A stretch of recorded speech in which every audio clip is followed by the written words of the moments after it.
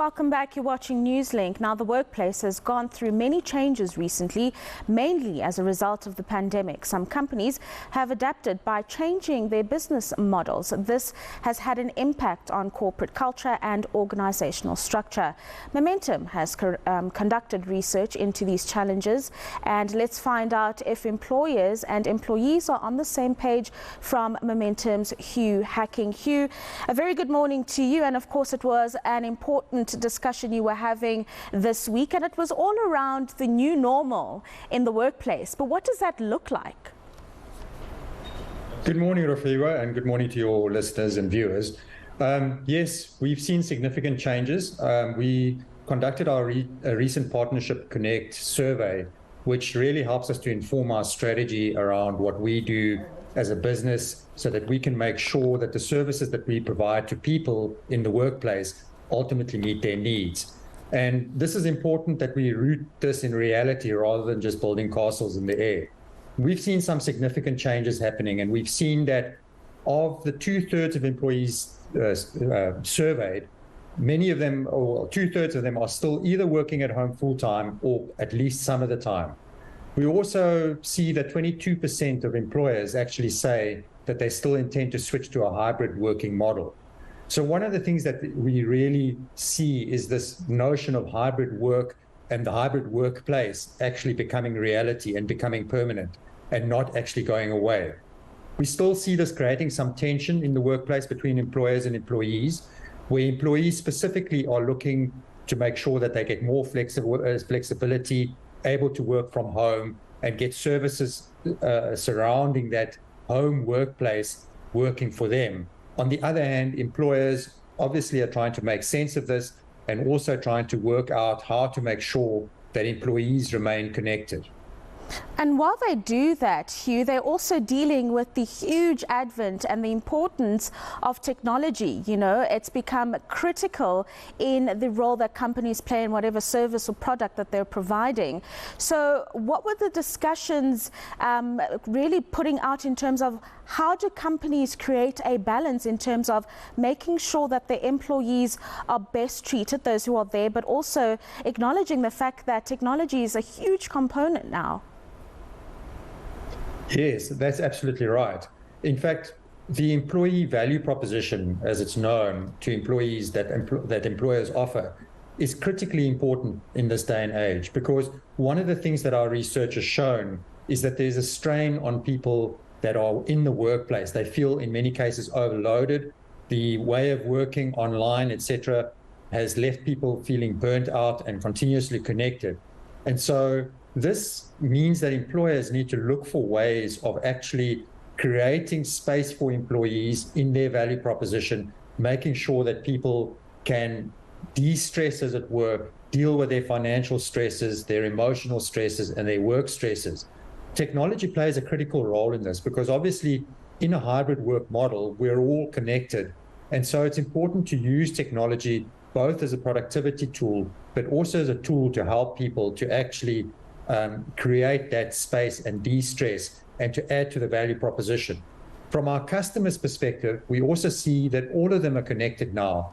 And so it's important for us to make sure that we provide services as an industry serving employees of employers that they can access digitally and that they can make sense of. People are under tremendous pressure, and so we need to continue to make sure that the solutions are simple, transparent, and value for money. And technology definitely helps to achieve this. Mm-hmm. Hugh, Beyonce in her latest single recently highlighted this advent of the Great Resignation, and I suppose it speaks to your previous answer, the pressures that people are facing, the low morale. Talk us through the survey's outcomes or what the research revealed about the Great Resignation, and whether it's more younger people that are choosing to opt out of a particular company or what the case may be there. Yes, Rafiwa, as normal, Beyonce has a spot on. In fact, our research showed that many employees are considering resigning or looking for alternative jobs. And in fact, 19% of those surveyed showed that they were seriously considering leaving their employers, and a further 21% were unsure. That's a whopping 40% of employees that were thinking of actually changing jobs. And of these, 1 in 4 are millennials, 17% are Gen X, and 11% are baby boomers. And this really means that people get left behind, and there's low morale in people that are left forced to pick up additional slack in the workplace and deal with the additional emotional stress that creates. And so it's important for employers to create an enabling culture that actually assists to try and retain people and deal with some of the things that people are looking for now. People in the workplace are no longer just looking at pay. They're also looking at how employers can support them, support their growth as people, support their growth in their careers.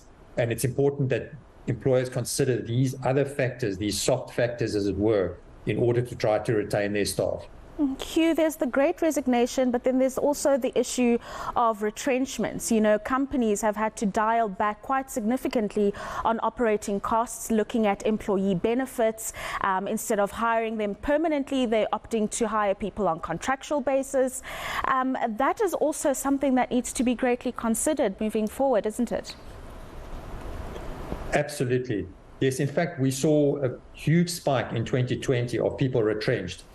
And unfortunately, 90% of those retrenched were earning less than 420,000 Rand per annum, and 2/3 were younger than 44 years old.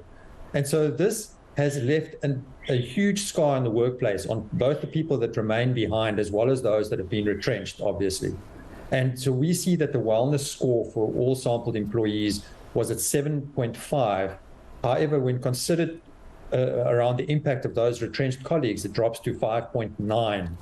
And so we see now that 15% of employees actually struggle to cope with the stress of work.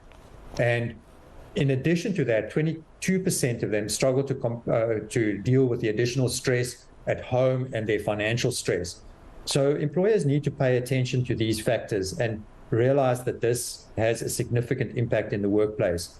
From a gig economy perspective, we are seeing a significant number of employers, 40% of them, are indicating that they would in future make use entirely of either contract staff or a mix of contractors and permanent staff.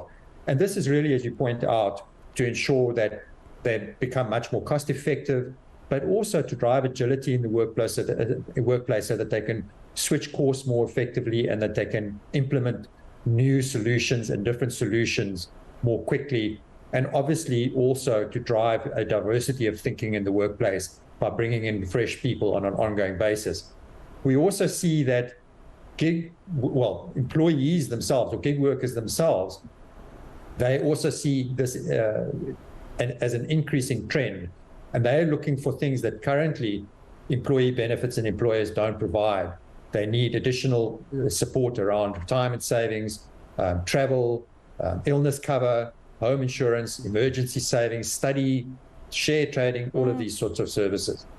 Thank you very much, Hugh, for those interesting insights there, and of course some really important points for employers and employees. But I think the biggest takeaway on a Saturday morning, Hugh, is that Beyonce will always find herself in every single conversation that we have. Have a good day. Thank you very much. That is Hugh Hacking joining us this morning to speak about the employee-employer landscape and how it's had to change because of COVID-19.